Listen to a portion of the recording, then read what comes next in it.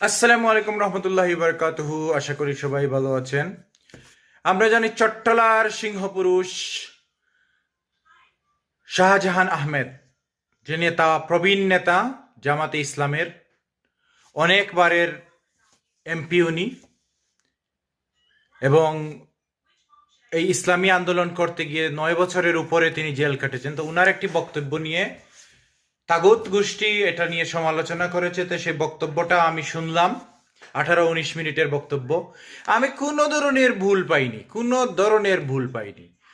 এটা মানে উনি কি বলেছেন, এখানে দায়িত্বশীল সবাই ছিল যারা নির্বাচনের দায়িত্বে ছিলেন, মানে এই আপকামিং যে ইলেকশন হবে সেটাতে কিভাবে মানে জয়লাভ করা যায়, কি ধরনের একটা পরিস্থিতি সৃষ্টি করলে, বিনা প্রতিদ্বন্দ্বিতায় একটা জয় যাতে পাওয়া যায়, যেভাবে আমরা ডাকসু রাকসু চাকসুতে পেয়েছি ছাত্ররা। তিনি ওনার দীর্ঘদিনের অভিজ্ঞতা থেকে সেই জিনিসটাই বর্ণনা করেছেন, এবং এটা এমনভাবে বলেছেন সেটা বুঝার ভুল। তিনি প্রথম থেকে বলেছেন কি, মানুষের এমনভাবে জনগণের আস্থা অর্জন করতে হবে, জনগণকে এমনভাবে বুঝাতে হবে। উনি সমালোচনা করেছেন একজন প্রার্থীর, যে প্রার্থী দীর্ঘক্ষণ হয়ে গেছে, কোনো প্রার্থী, অনেক প্রার্থীর সাথে, অনেক ভোটারের সাথে দেখা হয় বা মানুষের সাথে দেখা হয়, কিন্তু গলা মিলাচ্ছেন না, আন্তরিকভাবে হাত মিলাচ্ছেন না। এভাবে প্রথম উনি বলেছেন যে সব মানুষের আস্থা অর্জন করতে হবে, এবং আপনি আপনার আসনের ভিতরে বা আপনার গ্রামের ভিতরে, আপনার ওয়ার্ডের ভিতরে এমন একটি ইমেজ তৈরি করবেন, যে ইমেজের জন্য আপনার কোনো কথা, আপনার ওয়েট এমন হবে, কথা আর কেউ ফেলতে পারবে না।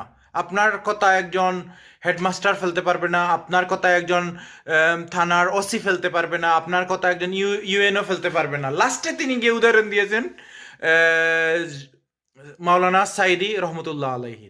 তো সাইদি রহমতুল্লাহ আলাইহি উনার এলাকায় এমন একটা আমেজ তৈরি করেছিলেন, কি আমেজ, যে উনার কথা কেউ ফেলতে পারে না।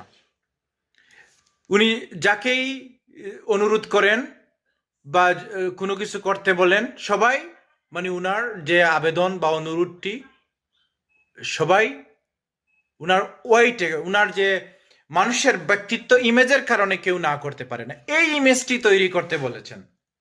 এইটা তারা বিএনপির বা আওয়ামী লীগের বা যারা সমালোচনা করছে, এই সমালোচনা বলতে যারা এই যে ম্যাঙ্গো তারেক করতেছে, পরে নীল নীল ইসরাফিল, ব্লু নীল ইসরাফিল আর কি, এরকম কিছু মানুষ করতেছে।